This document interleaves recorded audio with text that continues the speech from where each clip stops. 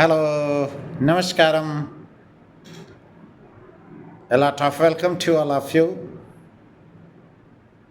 So today I want to discuss a little bit regarding to the fats level vitamin K.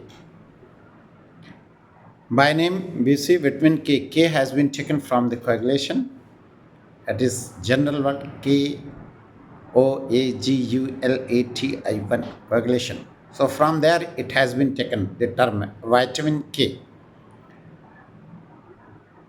Because of this particular vitamin is responsible for the proper coagulation of the blood.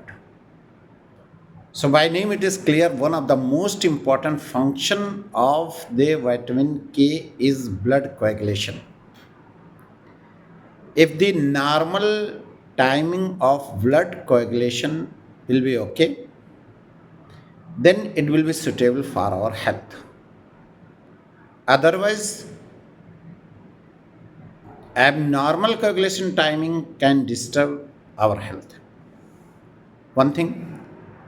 Second thing is vitamin K is no doubt fat soluble vitamin. Last time we have discussed one on the basis of solubility, on the basis of solvent processing, we have two. One is water soluble vitamin and another is fat soluble vitamin. Whenever we are saying the fat soluble vitamin, it's mean the lipid content or the solvent for such type of vitamins. And in lipid content, mainly it is, you can see chylomicrons. Chylomicrons plays important role for the absorption, transportation. Ultimately, we can say the total metabolization of the vitamins. So, one function of vitamin K is this. And another important function of vitamin K is to act as a specific coenzyme function. One thing I want to say that about all the vitamin V complexes act as a coenzyme. But in fat soluble vitamins, only this particular vitamin act as a coenzyme. So it should be noted by y'all that vitamin K is act as a coenzyme. Whenever we are saying the coenzyme mean such organic content or substances which are participating with the enzyme for their maximal activities is referred as the coenzyme. Mean if there will be the non-presence of coenzymes, then the optimum activity of the enzyme will not show. So the metabolic activity will be disturbed. One thing is this. So two very important function of the vitamin K. One is role in blood coagulation and another to play as a specific coenzyme function. If we are discussing types of vitamin K, then it is K1, K2 and K3. K1 is referred as phyloquinone. By name it is clear. Phyloquinone mean phylo term has been taken from the plants. Mean those vitamin K1 which is present into the plants, they are referred as phyloquinone. So the major source of K1 will be from plants, such as what are the major sources of the K1? One major sources may be such as the broccoli, such as the lettuce, salads, cabbages, carrots. These are the major sources of vitamin K1. Second is referred as vitamin K2. K2 is referred as menaquinone and it is mainly synthesized by the bacteria which is present into the gut. Mean we can say it is produced by the intestinal bacteria and it is also found in animals. So nature has been provided. If suppose that we are not taking from outside, in spite of that, inside it's produced with the help of intestinal bacteria. And third is referred as the vitamin K3, that is called menadione. Actually, it is a synthetic form.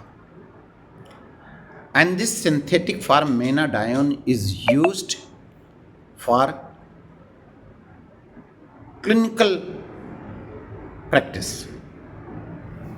Mean mainly among the three, if it is required vitamin K for a patient, then menadione is used.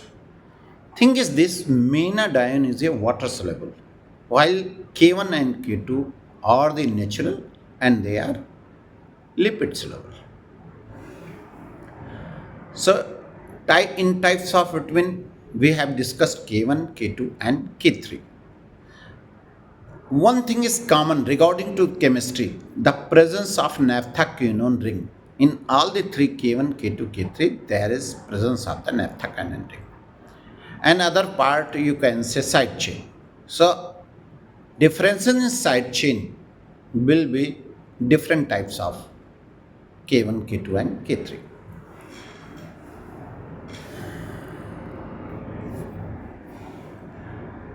So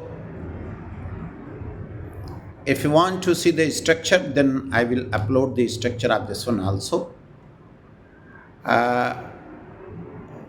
In biochemical function, one thing, whatever I want to emphasize, that it acts as a coenzyme, and the enzyme which are required as a coenzyme, that is gamma carboxyglutamate, or we can say gamma carboxy gamma glutamate carboxylase. Mean gamma glutamate carboxylase is enzyme which is required by that one is coenzyme as a vitamin K. And here what happens, the glutamic acid is an amino acid which is carboxylated in the form of carboxyglutamate. By forming of this one, the activity of vitamin K, the activity regarding to the clotting factors will be up to mark. That is the reason why it's act as a coenzyme. So normally we are getting vitamin K.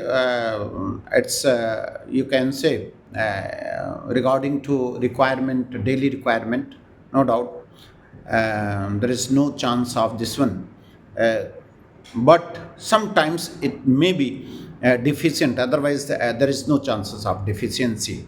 If suppose that due to some reason gut problem is there, bacterial growth are not proper happening, then there may be the problem. Otherwise, normally it is provided 80% provided by the internal way. Remaining we can say 20% we can get from our food or all these things. So daily requirement is 70 to 140 microgram per day is okay. And in dietary sources we have seen plants, green leafy vegetables are so nice. And in animal sources, egg, yolk, meat, liver, cheese, dairy products, they are providing the vitamin K.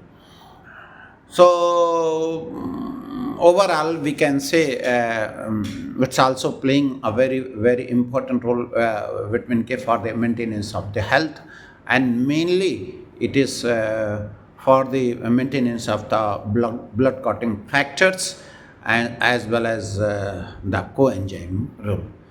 So thank you very much for participating here. So we will next time we will discuss next time we will discuss any other vitamins. First of all, we will discuss the vitamins, then we will start other things. Thank you very much.